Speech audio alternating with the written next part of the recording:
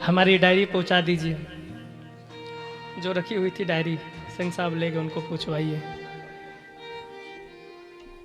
हाँ हमारी डायरी दे दीजिए, 1 मिनट, उसी में नाम है, दे दीजिए। मैं निवेदन करूं, जैसे राजा परीक्षित इस कथा को सुन के मुक्त हो गए, ऐसे ही सिंह परिवार के द्वारा जो ये कथा आयोजित हुई और आप सभी ने जो कथा सुनी है, मैं प्रभु से प्रार्थना करूं भगवान के द्वार पर किया गया आपका ये अथक प्रयास सफल हो और भगवान के चरणों में आप सभी को भक्ति और मुक्ति प्राप्त हो, ऐसी मेरी प्रभु से प्रार्थना है।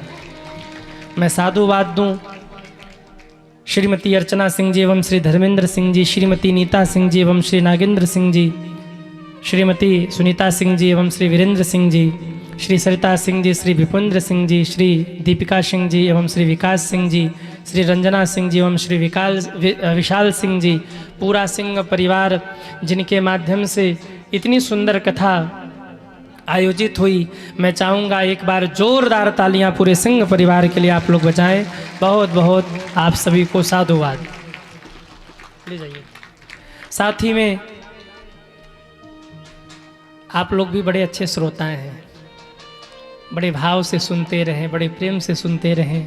आपके बिना ये राह अधूरी थी, इसलिए एक बार अपने लिए भी आप लोग जोरदार ताली बजा लीजिए। एक भजन गा दें क्या? और एक भजन और गा दें। एक जो भजन बीच में हम लोगों ने छोड़ दिया था,